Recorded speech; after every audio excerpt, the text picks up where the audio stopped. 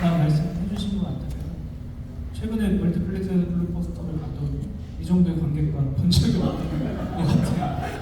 근데 이렇게 너무나 많은 관객분들과 이렇게 상영할 수 있어서 감사합니다. 장르점이라는 이름으로 이렇게 센터를 분석을 했는데, 그래서 좀 이게 시간이 지난 영화를 봤을 때 느낄 수 있는 그 감각들이 좀 있었던 것 같아요. 그 영화들마다 저는 오늘 그냥 사실 보면서 문이 되게 중요한 그 수련들이었다니까요. 문이 막 열리지 않고 문이 닫혀 있고 또 밖에서 기다리고 막 이런 순간들을 이렇게 엮으면서 이렇게 봤는데, 분들께서 이렇게 각각 영화 조금 오래되긴 했겠지만 제일 처음에 시작하는 계기 혹은 뭐 계기까지 아니라 처음 시작점이 있다면 그런 부분들을 한번 짚어주시면 좋을 것 같습니다. 시작의 계기. 시작의 계기 말씀드리겠습니다.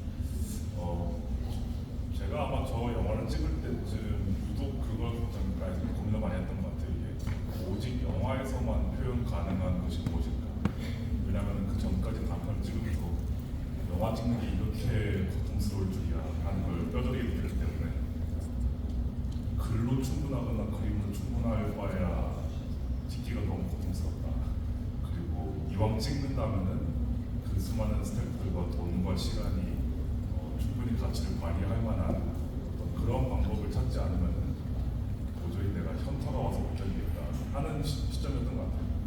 그 와중에 이제 카메라라는 이제 당연히 이제 첫 번째 고민이었던 것 같고, 그 와중에 이제 어쨌든 그런 식의 어떤 고민이 있던 와중에 이제 이렇게 아마 양면성 뭐 이런 것도 제가 그때 아마 고민했던 것 같아요. 지금 10년이 지나가지고 약간 가물을 하긴 하지만 아무튼 그런 고민에서부터 시작을 해서 이제 카메라는 무엇인가 그러면서 개론 같은 질문을 가지고 아마 이런저런 아이디어를 이제 상상력과 함께 잘 펼치다가 요거 이렇게 찍으면 재밌겠는걸 해서 이제 시작된 영화입니다. 네, 저는 되게 개인적인 경험에서 좀 출발을 한 아이디어였는데, 저도 아파트에 살고 있고, 그다음에 예전에 10대 초반에, 그러니까 잠깐 방학이 돼서 집에 갔을 때 집에 혼자 있었어요. 낮에 혼자 있었는데 갑자기 이제 방 안에서 꼼짝하고 있는데 문 밖에서, 그러니까 현관문 밖에서 여자의 울음소리가 계속 들리기 시작한 거예요. 그래서 근데 조금만 그러고 있으면 상관이 없었는데 한참이 거의 한 30분 동안 그러고 있으니까 이제 나가서 봤죠. 그러니까 남친 여자아이였고, 그래서 조금만 5살 이하에. 그래서 근데 제 어렸을 때는 그게 되게 보편적이었거든요. 열쇠 없으면 아파트에 들어오고 잠깐 있다 가고 엄마 오면 데리러 가고 그런 거였는데, 그게 생각이 나서 열쇠 없냐면 끄덕끄덕 거려요. 그래서 잠깐 들어와 있어. 그리고 소파에 앉히고 주스 주고 만화 틀어주고 거기까지 좋았는데 엄마 아빠가 안 오시더라고요. 근데 지금은 진짜 더 심한데 그때 당시 한 10년 되게 오래됐어요. 그때도 갑자기 겁이 나더라고요. 그러니까 되게 어린 여자 아이고 저는 되게 건장한 남자, 혹시 오해를 받으면 어떡하지? 뭐 이런 생각이 들고, 그런 생각을 하는 제 자신이 되게 좀 흥미롭더라고요. 그래서 그런 모티브에서 좀 출발을 해서 이런 감정이나 이런 내용을 영화로 만들어 보면 재밌겠다라고 해서 그런 영화를 됐습니다.